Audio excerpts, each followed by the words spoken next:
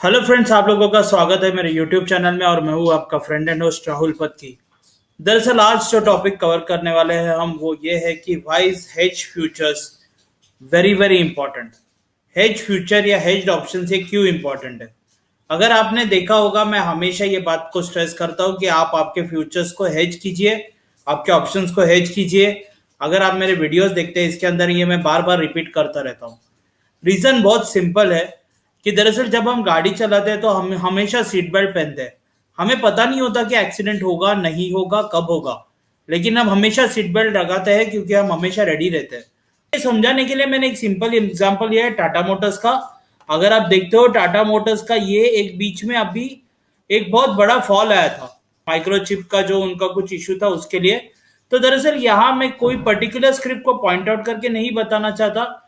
Tata Motors is one of the best scripts. Example के लिए Tata Motors का लिया क्योंकि ये रिसेंटली हुआ। अगर आप देखते हो तो टाटा मोटर्स एक बढ़िया मोमेंटम में चल रहा था, एक अच्छी तरीके से। अभी ये अगर आप देखो तो एक 1 आवर का चार्ट है। अगर आप देखो तो ये देखिए किस तरीके से टाटा मोटर्स एकदम अच्छी तरीके से चल रहा था और all of a sudden out of nowhere एक बड़ी कैंडल आ जाती है, बहुत ही बड़ी कैंडल। अगर आप इसका इसका लेवल देखते हो तो एक घंटे के अंदर इट वेंट डाउन फ्रॉम 360 350 या 360 के 355 360 के बीच में से लेकर all of a sudden it came down to 335 1 hour. और उसके बाद it went all the way down to 309 310। अब जब ये हो जाता है तो all of a sudden panic हो जाता है। अब यूट्यूबर्स होंगे वो सब यही बात के ऊपर हमेशा स्ट्रेस करते हैं कि स्टॉप लॉसेस को फॉलो कीजिए। क्यों ऐसा बोला जाता है कि हमेशा स्टॉप लॉसेस को फॉलो कीजिए या आपके पोजीशंस को हेज कीजिए? ये मेन ऐसा रीजन है। मार्केट जब गिरता है तो कभी बताकर नहीं गिरता, स्क्रिप्ट जब गिरते हैं तो कभी बताकर नहीं गिरते, स्क्रिप्ट जब चढ़ते हैं तो कभी पता नहीं होता कि क्या रीजन है कि ऑल ऑफ अ सडन इसने इतना जंप कर दिया। तो वो चीजों को अवॉइड करने के लिए हमेशा हेज करना जरूरी होता है।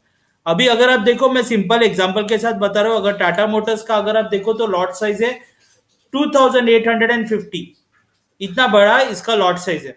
2 घंटे के अंदर ये 355 से लेकर 309 पर आ गया विद इन नो टाइम।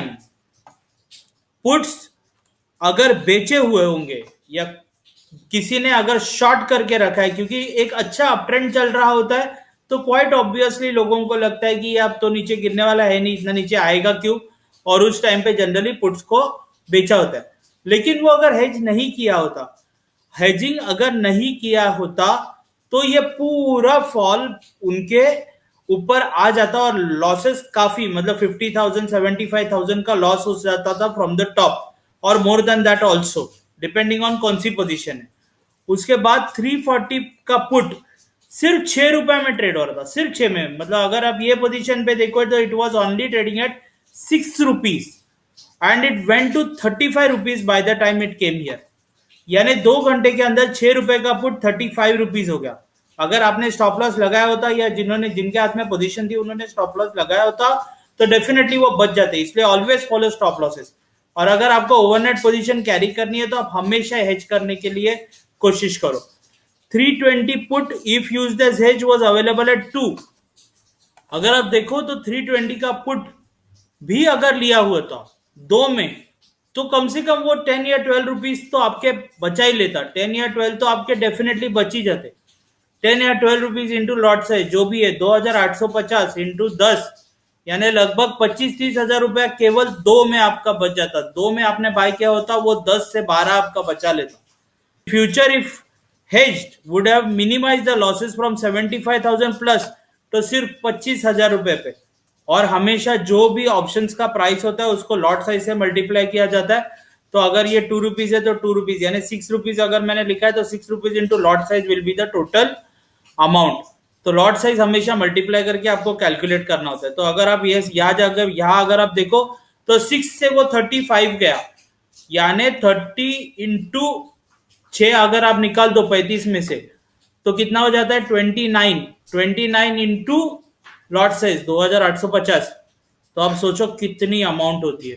ये पूरी अमाउंट बच जाती है अगर हेज होता तो, फ्यूचर्स के साथ हेज होता तो।